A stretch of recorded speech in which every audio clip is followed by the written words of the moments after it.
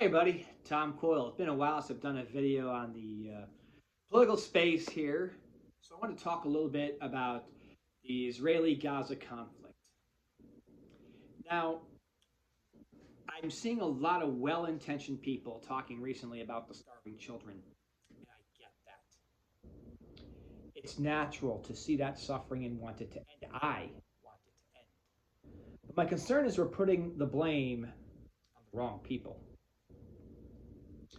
So let's just start with the current conflict.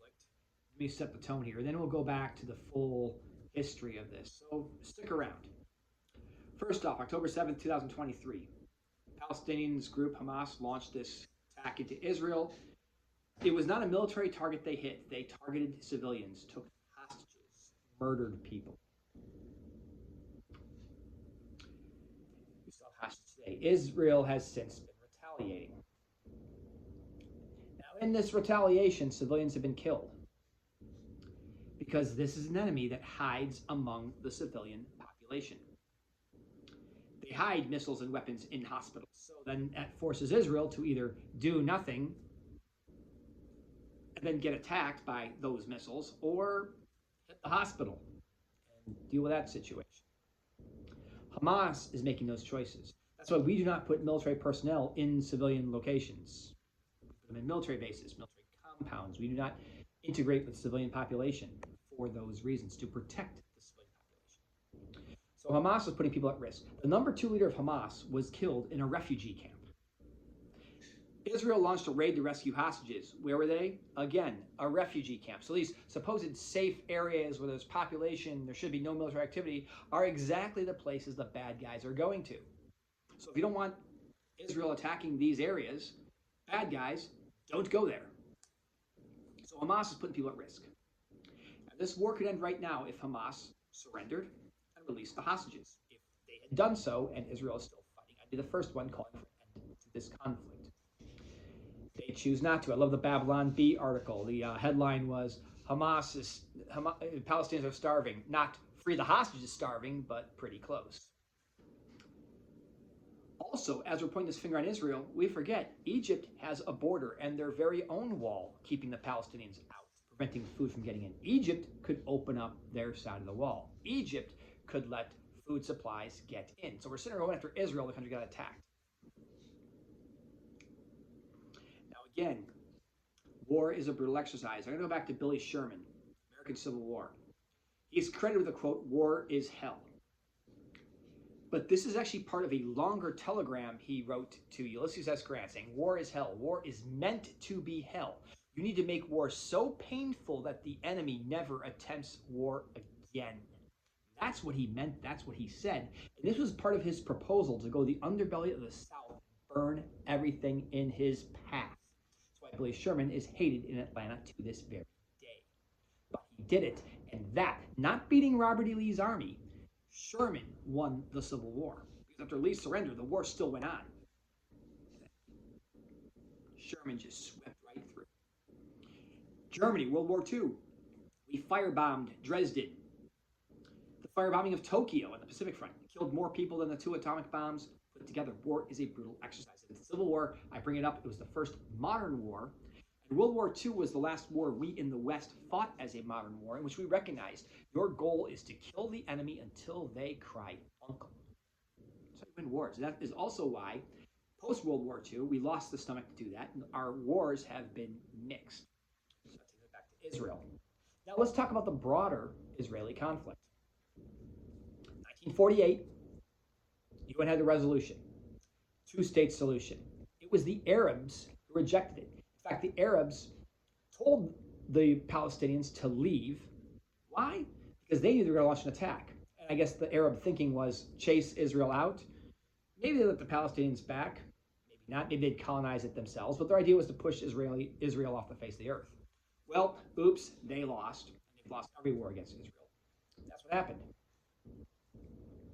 So that's why they were not forced out of there by Israelis or Zionists. They were forced out by the Arabs who wanted to attack. They wanted them out of the way so the Arabs could launch attacks into Israel. That's 1948. The big war of consequence geographically, the 1967 famous Six-Day War.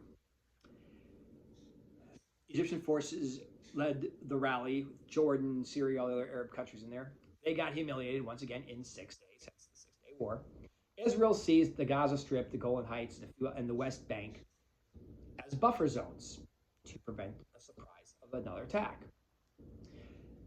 And yet they still had to deal with the Yom Kippur War of 1973, and of course that's the 50th anniversary, was the October 7th attack.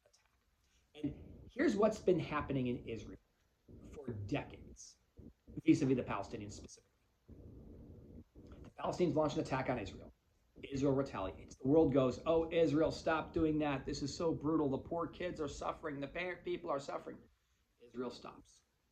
Aid pours into Gaza and other Palestinian territories. The Palestinians rearm, re-equip, attack again.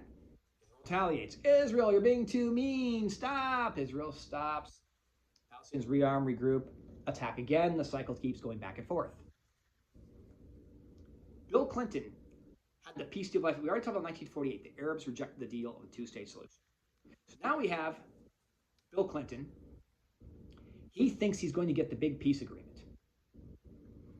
The Arabs had the best deal they have ever gotten in history.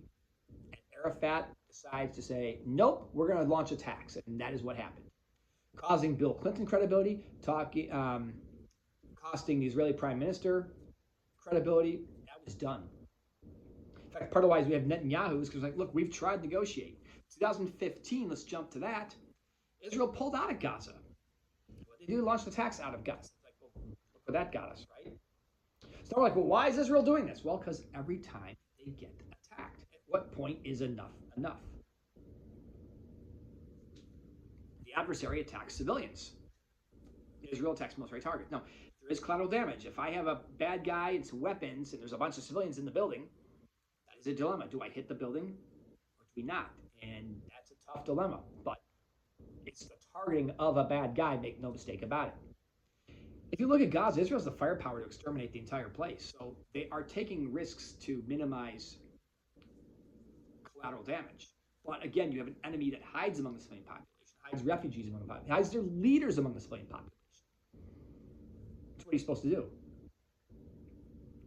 But no one's talking about the Arabs. No Arab country has taken a single Palestinian refugee, not a single one. The Jordanians, by the way, 1970s, they exterminated their own Palestinian population, as did the Egyptians. So, but the Arabs have been using the Palestinians as bargaining chips to sort of poke Israel in the eye. So unfortunately, the Palestinians are caught in the crossfire.